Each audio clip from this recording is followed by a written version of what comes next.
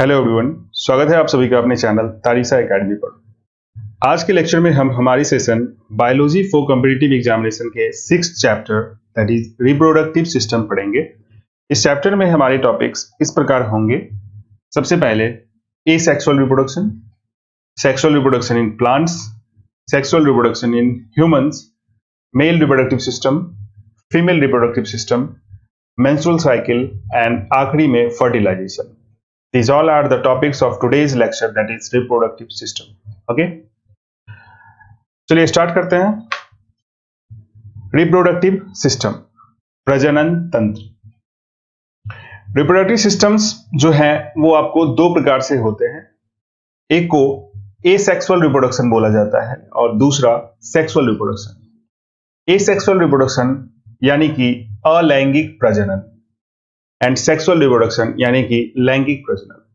अब asexual reproduction होता क्या है, देखिए। It is involvement of only single parents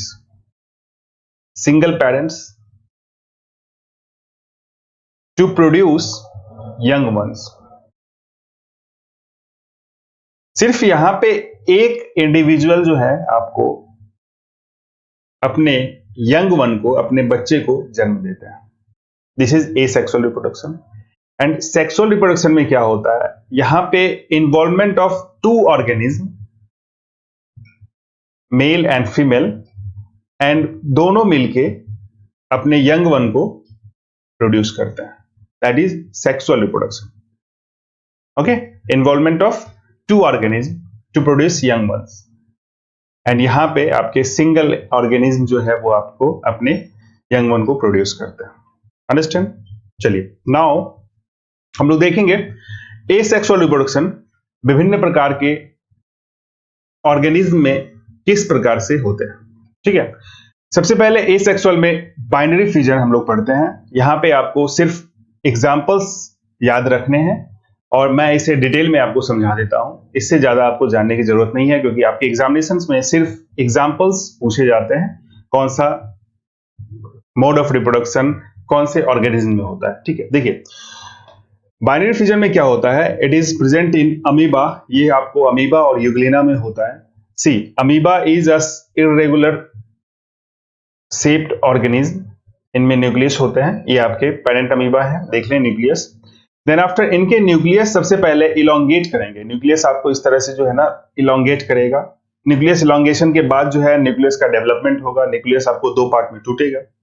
ठीक है, दो पार्ट में टूटने के बाद दो अलग अलग न्यूक्लियस आपको बॉडी में हो जाता है और फाइनली ये बॉडी जो है बीच से ब्रेक डाउन कर जाता है और दो ऑर्गेनिज्म में कन्वर्ट हो जाता है।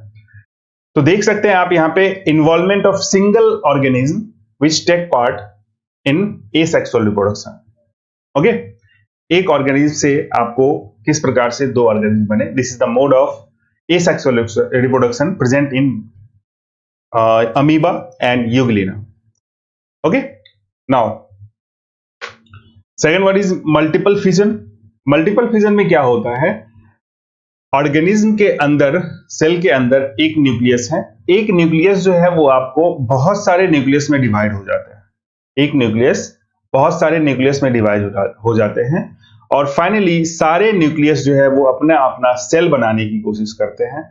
इन्हीं प्रोसेस को मल्टीपल फिजन बोला जाता है।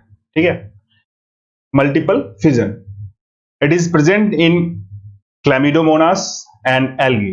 Chlamydomonas और algae में आपको इस प्रकार से मल्टीपल फिजन होते हैं। आप सिर्फ एग्जांपल याद करें, प्लाज्मोडियम, क्लैमिडोमोनास और एल्गी में आपको मल्टीपल फिजन होता है।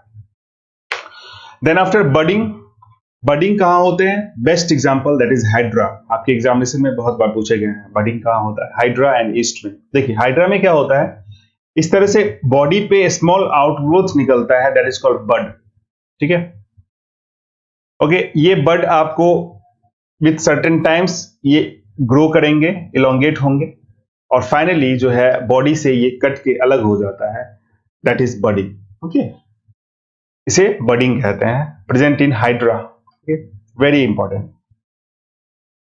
Now fragmentation spirogyra conjugation. Fragmentation में क्या होता है, एक इंडिविजुअल जो है वो आपको दो पार्ट में फ्रेगमेंट में बढ़ जाते हैं, टूट जाते हैं, दैट इज फ्रेगमेंटेशन। देखिए यहाँ पे न्यूक्लियस मौजूद है, सेप्टम वगैरह है, septum that is space, and ये क्लोरोप्लास्ट मौजूद है, दिस इज प्लांट, स्पाइरोगैरा। इनमें क्या होता है, आफ्टर विथ सर्टेन टाइम्स जब ये ओल्ड हो जाते हैं तो इनके बॉडी में इस तरह से ब्रेक डाउन होता है और ब्रेक डाउन करके दो पार्ट में टूट जाते हैं, दैट इज फ्रेगमेंटेशन। फ्रेगमेंट का मतलब दो पार्ट में टूटना। Present in spirogyra, okay, spirogyra conjugation, that is the example. Now spore formation, ये कहां होता है, राइजोपस में होता है। देखिए आप इसके बॉडी में जो है ना, आपको इस तरह से अगेन बहुत सारे सेल में बहुत सारे न्यूक्लियस मौजूद होंगे और ये फाइनली ब्रस्ट करके आपको डिफरेंट जो है वो आपको अपना एक इंडिविजुअल ऑर्गेनिज्म बनाता है, that is spore formation present in rhizopus. These all are the types of asexual mode of reproduction, okay, occur in small micro organism, छोटे छोटे जीव में होते हैं। रीजेनरेशन, देखिए रीजेनरेशन इज वेरी इंपॉर्टेंट, ये आपके एग्जामिनेशन में बहुत बार पूछा है। प्लेनेरिया, प्लेनेरिया को फ्लैट वार्म बोला जाता है, फ्लैट वार्म, चपटा कीड़ा।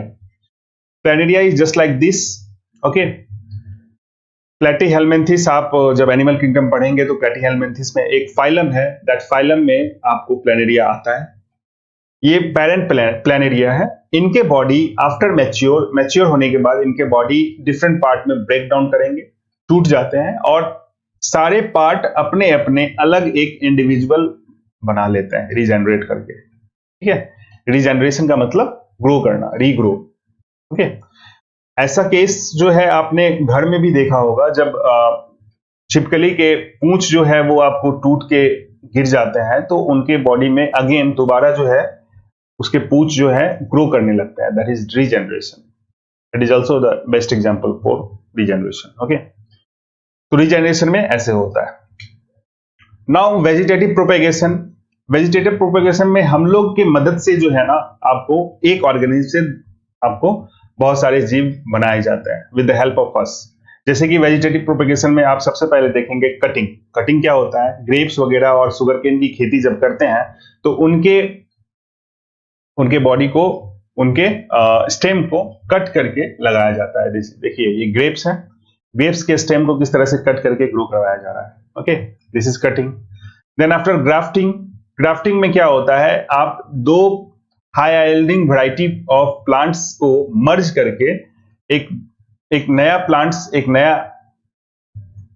ग्रो करवाया जाता है, दैट इज ग्राफ्टिंग। ये कहाँ होते हैं, मैंगो वगैरह में, ग्रेप्स वगैरह में, नॉट ग्रेप्स, मैंगो वगैरह में, उसके बाद गुआवा में, रोजेज में, बहुत जगह जो है आपको ग्राफ्टिंग वगैरह होता है, ठीक है।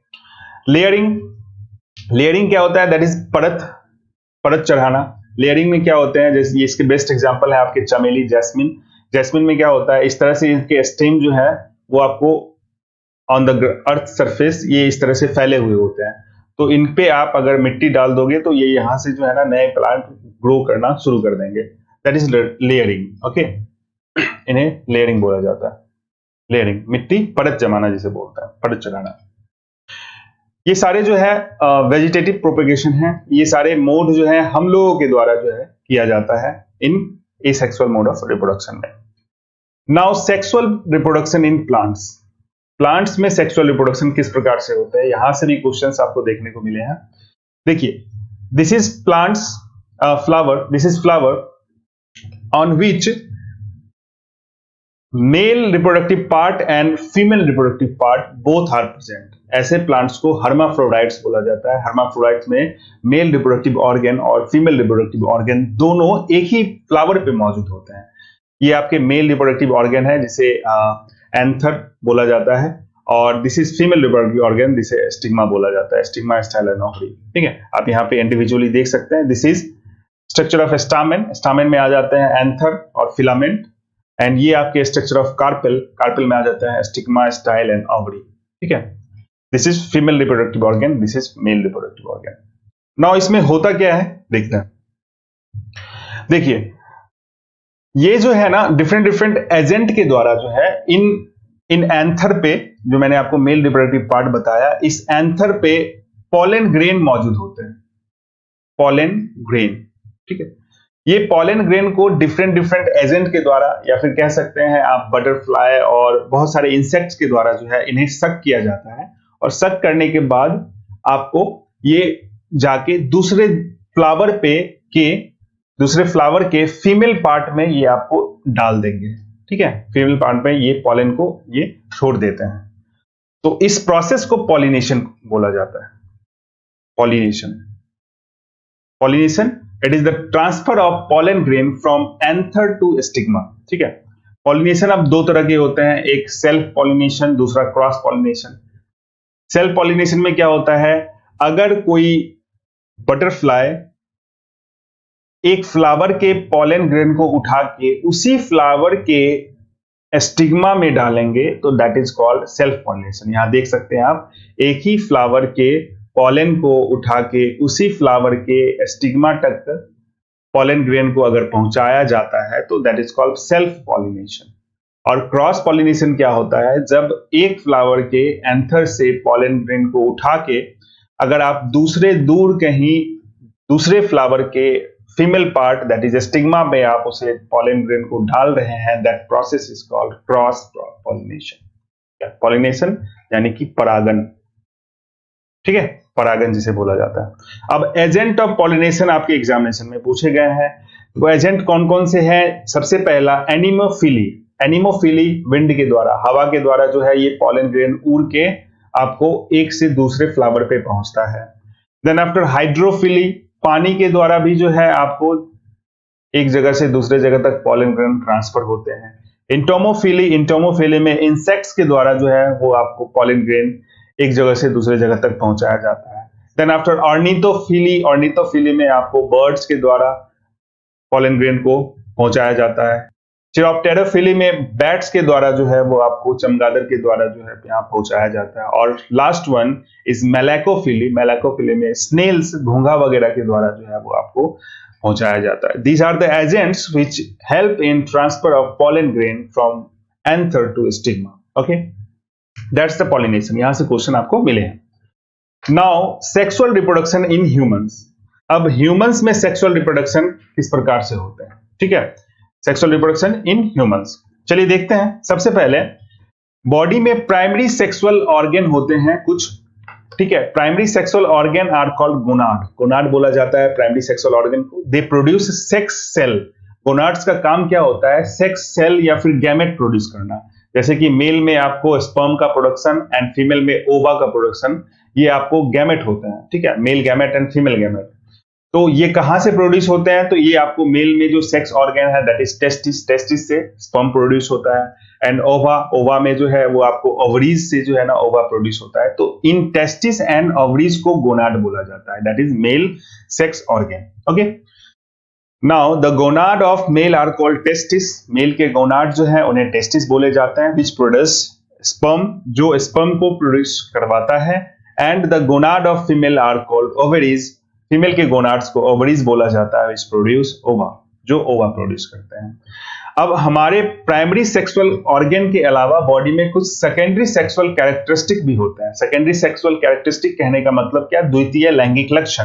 This help to distinguish the two sexes of a special species externally. आप देखते हैं जो बच्चे होते हैं उन्हें आप फिजिकली 4th या 5th एज तक आप उसे पहचान नहीं सकते हैं। धीरे धीरे जब वो बड़े होते हैं, आपको 10 साल 11 साल के होते हैं, तो उनके बॉडी में कुछ चेंजेस आते हैं। इन चेंजेस को देखते हुए हम डिटरमाइन कर सकते हैं कि this one is male and this one is female. Okay, तो ये चेंजेस जो होते हैं, इन्हीं चेंजेस को सेकेंडरी सेक्सुअल कैरेक्टरिस्टिक बोला जाता है, इन्हीं को द्वितीय लैंगिक लक्षण बोला जाता है। अब मेल में क्या क्या चेंजेस आते हैं? तो मेल में देखिए सबसे पहले मस्कुलर बॉडी। इनका बॉडी जो है वो आपको मस्कुलर होता है। हाइट जो है इनके ज्यादा लंबे होते हैं। ठीक है, एवरेज हाइट जो होते हैं वो आपको 5.8 5.9 के अप्रॉक्स होता है एवरेज हाइट। देन आफ्टर लो पिच्ड वॉइस, इनके आवाज जो होते हैं वो आपको लो पिच के होते हैं। ठीक है, मुस्टेच वगैरह आते हैं, दाढ़ी मूंछ का आना, ये सब सारे जो है आपको द्वितीय लैंगिक लक्षण है, that is present in male में आपको दिखने को मिलता है। इसी तरह से आप अगर देखें तो फीमेल के केस में जो द्वितीय लैंगिक लक्षण होंगे that is high pitched voice. इनके वॉइस जो है काफी पतले और हाई पिच्ड के होते हैं। ठीक है, सॉफ्ट स्किन, इनके स्किन जो होते हैं वो काफी कोमल होते हैं। डेवलपमेंट ऑफ मेमोरी ग्लैंड, इनमें स्तन ग्रंथि का जो है मेमोरी ग्लैंड का डेवलपमेंट होना शुरू हो जाता है। उसके बाद फिर स्टार्टिंग ऑफ मेंस्ट्रुअल साइकिल का स्टार्टिंग हो जाना। तो ये सब सारे जो है वो आपको फीमेल के द्वितीय लैंगिक लक्षण है, जो एक सर्टेन एज यानी कि फीमेल में पहले हो जाता है। फीमेल में 10 से 11 वर्ष की अवस्था में देखने को मिलता है, और मेल के केस में आपको 11 से 12 वर्ष की अवस्था में ये सब सारे कैरेक्टरिस्टिक देखने को मिलते हैं। ठीक है, these are called secondary sexual characters. Now male reproductive system, ठीक है, नर प्रजनन तंत्र। मेल रिप्रोडक्टिव सिस्टम में कौन कौन से पार्ट हैं उन्हें हम देखेंगे और उनकी बारीकी से उनके फंक्शन को समझेंगे। ठीक है, now testis, it regulate production of sperm. Testis का काम क्या होता है? यह शुक्राणुओं का निर्माण करता है। It regulate production of sperm, sperm यानी शुक्राणु। Okay, the production of sperm occur during whole life in male. नर में जो है शुक्राणु का निर्माण जीवन भर होता है। The production of sperm occur in male during whole life. नर में शुक्राणु का निर्माण जीवन भर होता है। Sperm is a haploid cell in which 23 chromosome are present. ठीक है, स्पर्म जो है वो आपको अगुणित कोशिका है, अगुणित कोशिका, हैप्लॉइड सेल। मैं आगे बताता हूं आपको हैप्लॉइड डिप्लॉइड क्या होता है। स्पर्म जो है वो अगुणित कोशिका है, हैप्लॉइड सेल, जिनमें 23 नंबर ऑफ क्रोमोसोम होते हैं। ठीक है, 23 क्रोमोसोम मौजूद होते हैं स्पर्म में। In testis there are presence of interstitial cell, या फिर इसे लीडिंग सेल भी बोला जाता है, from which male hormone testosterone is produced. अब देखिए, टेस्टिस का में सबसे अहम रोल क्या है? टेस्टिस में का सबसे अहम रोल है, first one is production of sperm, लेकिन यहां पे टेस्टिस में एक प्रकार का कोशिका होता है जिसे इंटरस्टिशियल सेल या फिर लीडिंग सेल भी बोलते हैं। इंटरस्टिशियल सेल, इसे हिंदी में अंतराली कोशिका भी बोला जाता है, और लीडिंग सेल, ये दो सेल मौजूद होते हैं, और इन दोनों सेल का काम क्या होता है? मेल हार्मोन टेस्टोस्टेरोन प्रोड्यूस करना। ठीक है, टेस्टोस्टेरोन, मेल हार्मोन जो होते हैं टेस्टोस्टेरोन को प्रोड्यूस करने का काम किसका होता है? This interstitial cell, Leydig cell, which is present inside the testis. अब ये टेस्टोस्टेरोन का काम क्या होता है? जो मैंने आपको बताया, द्वितीय लैंगिक लक्षण, that is secondary sexual characters. इसी सेकेंडरी सेक्सुअल कैरेक्टर्स को प्रदान करने का काम इन्हीं टेस्टोस्टेरोन हार्मोन्स की मदद से आपको आता है। ठीक है, समझ में आया? वृषण में एक प्रकार का कोशिका मौजूद होता है, that is called interstitial cell, और ये कोशिका से नर हार्मोन टेस्टोस्टेरोन निकलता है। Now the presence of Sertoli cell in testis gives nourishment to sperm। अब एक प्रकार का सेल भी और भी पाया जाता है टेस्टिस में, जिसे सर्टोली सेल बोलते हैं। इन सर्टोली सेल का काम क्या है? स्पर्म को नरिश करना, स्पर्म को नरिशमेंट प्रदान करना। ठीक है, इतनी बात क्लियर है? चलिए आगे बढ़ते हैं। Now testis is found outside the body. ठीक है, टेस्टिस जो है वो शरीर के अंदर मौजूद नहीं होते हैं, वो शरीर के बाहर मौजूद होते हैं। ठीक है, जैसे देख सकते हैं, this is testis, it is found outside the body, and the temperature of testis is 2 to 3 degree less than body temperature. Testis का जो टेम्परेचर है वो शरीर के टेम्परेचर से, शरीर के तापमान से 2 से 3 डिग्री कम होता है। अब बॉडी टेम्परेचर कितने होते हैं? बॉडी टेम्परेचर 37 डिग्री होते हैं, तो इनका टेम्परेचर कितना होगा? 34 to 35 डिग्री टेम्परेचर होगा टेस्टिस का। ठीक है, ये क्वेश्चंस आपको एग्जामिनेशन में बहुत बार पूछा है। द प्रोसेस ऑफ डाइसेक्शन या फिर cutting of testis in animal is called castration, या फिर इसे आप इमैस्कुलेशन भी कह सकते हैं। देखिए, ये क्या है? पशुओं को सहज और पालतू बनाने के लिए वृषणों को काटकर शरीर से अलग किया जाता है। ये जो टेस्टिस है, टेस्टिस को एनिमल्स के बॉडी से अलग किया जाता है काट के। इस प्रोसेस को इमैस्कुलेशन या फिर कास्ट्रेशन कहते हैं। ऐसा क्यों किया जाता है? ताकि पशु जो है वो आपको सहज, देखते होंगे आप बैल वगैरह में जो है ना, इस तरह से इमैस्कुलेशन या फिर कास्ट्रेशन किया जाता है। ठीक है, अंडरस्टैंड? नाउ वास्ट डिफरेंस को हिंदी में बोला जाता है शुक्रवाहिनियां। शुक्रवाहिनियां, मैं यहाँ पे हिंदी का उच्चारण इसलिए कर रहा हूं क्योंकि मुझे काफी डिमांड आए हैं हिंदी बोलने के लिए, so that I am utilising Hindi here. Was difference that is शुक्र वाहिनियां, it passes sperm from testis to seminal vesicle. इसका काम क्या होता है, शुक्राणु, ठीक है, को शुक्र वाहिनियों के माध्यम से शुक्राशय तक पहुंचाने का काम करता है। अब देखिए कितना कंफ्यूजिंग है, ठीक है, हिंदी। इसका सिंपल वर्ड समझ लीजिए, ये जो टेस्टिस है, टेस्टिस में प्रोड्यूस हुआ आपका स्पर्म, ओके, स्पर्म जो प्रोड्यूस होता है तो ये स्पर्म इस मार्ग के थ्रू जो है वो आपको यहां पे पहुंचता है। तो दिस इज आपके वास्ट डिफरेंस हो गया, ओके। इनका काम क्या हो गया, टेस्टिस से बने हुए स्पर्म को आपको यहां तक पहुंचाना, सेमाइनल वेसिकल तक पहुंचाने का काम करता है, शुक्राशय तक पहुंचाने का काम करता है। Understand, this is tube. Now, again, the dissection of vas difference in male is called vasectomy. Vasectomy, ठीक है, वैसेक्टोमी आप जानते होंगे, पुरुष नसबंदीकरण जिसे बोला जाता है। पुरुष नसबंदीकरण में क्या किया जाता है, इसी ट्यूब को, दिस इज वास डिफरेंस, देख सकते हैं आप, इस ट्यूब को काट के नायलॉन के धागा से बांध दिया जाता है। दिस प्रोसेस इज कॉल्ड पुरुष नसबंदीकरण, वैसेक्टोमी, ठीक है। नर नसबंदीकरण में शुक्र वाहिनियों को काटकर नायलॉन के धागे से बांध दिया जाता है, दैट इज पुरुष नसबंदीकरण, ठीक है, इतना क्लियर है। Now seminal vesicle, seminal vesicle में इसको बोला जाता है शुक्राशय, ठीक है। The production of semen, semen को हिंदी में वीर्य पदार्थ बोलते हैं। The production of semen occur in seminal vesicle, वीर्य पदार्थ का निर्माण जो है वो आपके बॉडी में कहां हो रहा है, वो आपको शुक्राशय में हो रहा है, वो आपके सेमाइनल वेसिकल में हो रहे हैं, ठीक है।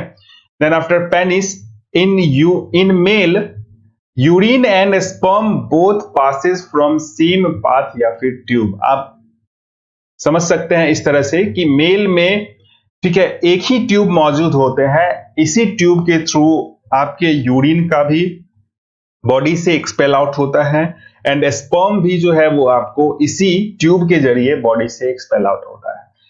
बट ऐसा फीमेल में नहीं होता है। फीमेल में दो ट्यूब मौजूद होते हैं for urination and for reproduction, but male के केस में एक ही ट्यूब मौजूद होते हैं, उसी ट्यूब से आपके यूरिन भी बाहर निकलते हैं और स्पर्म भी बाहर निकलते हैं। That is the function of penis, okay. Now female reproductive system, मादा प्रजनन तंत्र। देखिए मादा प्रजनन तंत्र में आपके कौन कौन से ऑर्गन इन्वॉल्व हैं उन्हें हम समझते हैं। सबसे पहले आपके ओवरी, ठीक है, ovary. The production of egg occur in ovary, ovary that is अंडाशय, अंडाशय में आपको अंडे का निर्माण होता है, एग का निर्माण होता है, this is ovary, okay. The production of egg occur in ovary. Egg is a haploid cell in which 23 chromosome are present.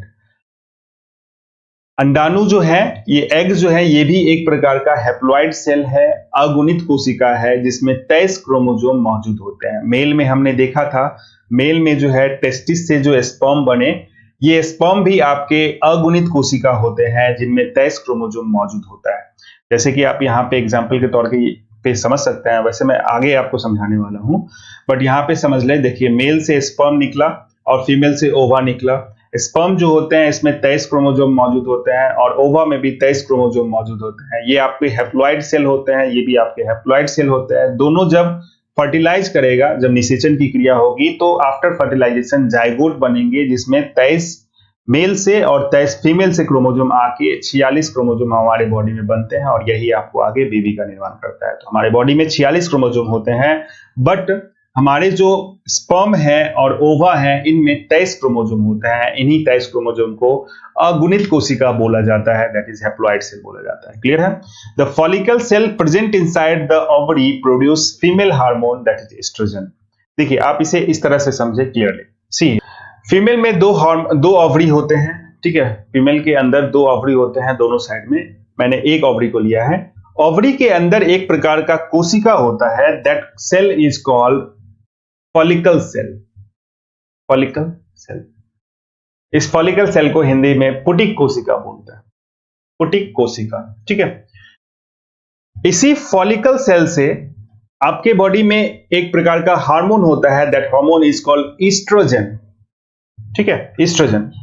इस फीमेल हार्मोन का प्रोडक्शन इन फॉलिकल सेल के द्वारा होता है, ठीक है। अब ये हार्मोन का काम क्या होता है? ये हार्मोन्स जो है आपके बॉडी में जो द्वितीय लैंगिक लक्षण होते हैं, सेकेंडरी सेक्सुअल कैरेक्टर्स जो होते हैं, यानी कि फीमेल के केस में जो होते हैं त्वचा का कोमल होना, मेमोरी ग्लैंड का डेवलपमेंट होना, हाई पिच, और ये सब सारे जो है सेकेंडरी सेक्सुअल कैरेक्टर्स जो होते हैं वो आपको ईस्ट्रोजन की मदद से आता है, ठीक है। आफ्टर मैच्योरेशन ये आपके मैच्योर करेंगे, प्राइमरी से सेकेंडरी, सेकेंडरी से टर्सरी, टर्सरी से फाइनली जो है वो आपको Graafian follicle, mature follicle cell को ग्राफियन फॉलिकल बोला जाता है, ठीक है। Graafian follicle, mature follicle cell को बोला जाता है। अब इनमें अंडाणु मौजूद है, इनमें एग मौजूद है, और फाइनली जब इन्हें स्पर्म नहीं मिलेगा तो 14th डेज में जो है ये आपको ब्रस्ट करके बाहर निकल जाएगा, ठीक है। That process is called ovulation. Ovulation मैं आगे डिस्कस करूंगा मेंस्ट्रुअल साइकिल में। आप इतना समझ लें, जब ये मैच्योर फॉलिकल सेल जो है ग्राफियन फॉलिकल, ये आपको ब्रस्ट करके इनमें जो अंडाणु मौजूद होते हैं, सेल मौजूद होते हैं, ये आपके इनमें जो मटेरियल मौजूद होता है ये आपको ब्रस्ट करके बाहर निकलेंगे। अब बाहर निकलने के बाद जो ग्राफियन फॉलिकल बचे हुए हैं, इन बचे हुए ग्राफियन फॉलिकल को बोला जाता है कॉर्पस ल्यूटियम। कॉर्पस ल्यूटियम, ठीक है, अंडरस्टैंड। अब इसी कॉर्पस ल्यूटियम से फीमेल में द्वितीय तरह के हार्मोन जो होते हैं जिनका नाम है प्रोजेस्टेरॉन। प्रोजेस्टेरॉन, इसी प्रोजेस्टेरॉन हार्मोन का प्रोडक्शन आपको कहां से हो रहा है? ये आपके कॉर्पस ल्यूटियम से हो रहा है, अंडरस्टैंड। फीमेल में आपने देखा एक हार्मोन ईस्ट्रोजन एंड दूसरा हार्मोन प्रोजेस्टेरॉन। इन्हीं दोनों हार्मोन्स को आपको कह सकते हैं द्वितीय लैंगिक लक्षण जो फीमेल में होते हैं इन्हीं दोनों हार्मोन से आते हैं। तो कॉर्पस ल्यूटियम आपको प्रोजेस्टेरॉन बनाया, और फिर ये आपको साइकिल हर एक 28 दिन पे चलता रहता है, ठीक है। यहां देखें, the remain Graafian cells which is present inside the ovary is called corpus luteum. The hormone progesterone releases from this corpus. यही चीज मैंने आपको यहां पे लिख दिया है। Now fallopian tube. Fallopian tube को क्या बोला जाता है? फैलोपियन ट्यूब को अंडवाहिनियां हिंदी में बोला जाता है, ठीक है। It transport male sperm to the egg and provide a suitable environment for fertilisation. अंडवाहिनियां का काम क्या है? अंडाणु व शुक्राणु का मिलन फैलोपियन ट्यूब में होता है, और इस घटना को फर्टिलाइजेशन, निषेचन बोला जाता है, ठीक है, okay. Now uterus. Uterus that is गर्भाशय। गर्भाशय में क्या होता है? It nurture the fertilized ovum that develop in the fetus and holding it till the baby is mature enough for birth। देखिए, आफ्टर फर्टिलाइजेशन, फर्टिलाइजेशन कहां हो रहे हैं? वो आपको यूटेरस के अंदर हो रहे हैं। फर्टिलाइजेशन के बाद जो जाइगोट बना, इसी जाइगोट को नरिशमेंट करने का काम इसी यूटेरस के द्वारा होता है। यूटेरस में मौजूद होते हैं आपको प्लासेंटा, प्लासेंटा की मदद से जो है वो आपको इसमें नरिशमेंट मिलता है। नरिशमेंट के बाद जो है ये धीरे धीरे ग्रो करके 9 मंथ में बच्चे जो है जब तक बाहर नहीं निकलेंगे तब तक इसी यूटेरस में नरिशमेंट प्रोवाइड होता रहता है इस बच्चे को, ठीक है, वही चीज है। Now vagina. वेजाइना में क्या होता है? मादा में in female there are 2 different path for urination. जैसा कि मैंने आपको पहले बताया, फीमेल के केस में 2 पाथ होते हैं। First one is for urination and second one is for reproduction, ठीक है। प्रजनन के लिए अलग मार्ग होता है और यूरिनेशन के लिए आपके अलग मार्ग होते हैं, ठीक है। On the female vagina there are presence of clitoris which resembles the structure of penis in male, ठीक है। फीमेल के वेजाइना में एक स्ट्रक्चर पाया जाता है दैट जिसे क्लाइटोरिस बोलते हैं, ठीक है, क्लाइटोरिस बोलते हैं, जिसे नर के पेनिस से कंपेयर किया गया है, ठीक है, नर के पेनिस के समान जिसे बोला जाता है, ओके। अब यहां पे एक टर्म है जिसे ट्यूबेक्टोमी बोला जाता है, ट्यूबेक्टोमी। मादा नसबंदीकरण में इस फैलोपियन ट्यूब को, जो मैंने आपको लास्ट टाइम बताया था, ये फैलोपियन ट्यूब है, ये आपके फैलोपियन ट्यूब है। इसी फैलोपियन ट्यूब को काट के बांध दिया जाता है नायलॉन के धागा से। इसी को ट्यूबेक्टोमी बोलते हैं, यानी कि मादा नसबंदीकरण बोला जाता है, ठीक है। ये थे आपके सारे फीमेल रिप्रोडक्टिव सिस्टम के टोटल ऑर्गन्स और उनके फंक्शन। नाउ मेंस्ट्रुअल साइकिल, यहां से भी क्वेश्चन आपको एग्जामिनेशन में मिलता है। देखिए menstrual cycle is of 28 days, 28 दिन का जो चक्र होता है ये मेंस्ट्रुअल साइकिल है। Starting 5 days of this cycle is called bleeding phase. ये जो आपके 5 दिन जो होते हैं starting, that is called bleeding phase, bleeding period. ठीक है। The release of egg from ovary occur on 14th days of menstrual cycle which is called ovulation. 28 दिन के चक्र में जो हाफ डे होते हैं, दैट हाफ डे में 14वें दिन में जो है, जो मैंने आपको बताया था, मैच्योर ग्राफियन फॉलिकल के फटने से जो बाहर निकलता है, that process is called ovulation. Ovulation की क्रिया होती है। ठीक है। First time menstrual cycle in female is known as menarche. जब गर्ल्स के केस में पहली बार जो मेंस्ट्रुअल साइकिल आता है, इस कंडीशन को मेनार्च बोला जाता है। ये आपके 12 से 14 वर्ष की अवस्था में होते हैं। ठीक है। Last time menstrual cycle in female is called menopause. Menopause जो होते हैं वो महिला में, वो आपको आखिरी बार मेंस्ट्रुअल साइकिल आता है जो आपको मेनोपॉज कहलाता है। ये आपके 45 से 50 वर्ष की अवस्था में होते हैं। दिस इज वेरी इंपॉर्टेंट, आपके एग्जामिनेशन में मेनोपॉज बहुत बार पूछा हुआ है। In female the production of egg occur between 400 to 500 times in her life span. मादा में जो अंडाणु का निर्माण होता है, एग का फॉर्मेशन जो होता है, ये आपके पूरे जीवन काल में 400 से 500 बार जो है आपको होता है। इन्हीं बीच में जो है ना आपके अंडाणु का निर्माण होता है 400 से 500 बार। ठीक है। चलिए नेक्स्ट। Now fertilization. देखिए फर्टिलाइजेशन क्या होता है, निषेचन की क्रिया। सी आप यहां पे समझे इसे, ये मेल है, मान लीजिए मेल को आपको इस तरह से डिनोट किया जाता है, and this is female. Female. Now male से आपके स्पर्म बने, रिलीज हुए, और फीमेल से ओवा रिलीज हुआ। ठीक है। स्पर्म जो है ये आपको हैप्लॉइड सेल होते हैं, और ओवा भी आपके हैप्लॉइड सेल होते हैं। यानी कि इसमें 23 क्रोमोसोम मौजूद होता है और इसमें भी 23 क्रोमोसोम होता है। इनके जो गुणसूत्र होते हैं मेल में, दैट इज एक्स और वाई, ये पाए जाते हैं क्रोमोसोम, और फीमेल के केस में एक्स और एक्स क्रोमोसोम पाए जाते हैं। दोनों मिलते हैं, इसी प्रोसेस को फर्टिलाइजेशन बोला जाता है। फर्टिलाइजेशन यानी कि निषेचन की क्रिया। ठीक है।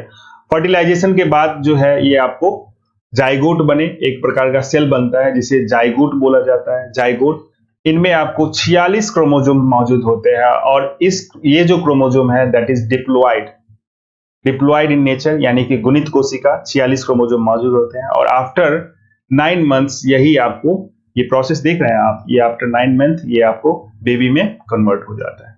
Same process is showing here. Okay. ये आपके फर्टिलाइजेशन, निषेचन की क्रिया है। अंडरस्टैंड? ठीक है। तो that's all about reproductive system. आपके रिप्रोडक्टिव सिस्टम में आपको इतना ही जानना था, और यहां से आपके क्वेश्चंस बहुत कम पूछे जाते हैं, लेकिन फिर भी जितना पूछे जाते हैं मैंने आप उन सारे टॉपिक्स को कवर किया है। अगर आपको ये सेशन अच्छा लगा हो तो प्लीज इसे लाइक, शेयर एंड सब्सक्राइब करके मुझे और इनकरेज करें। ठीक है। Thank you.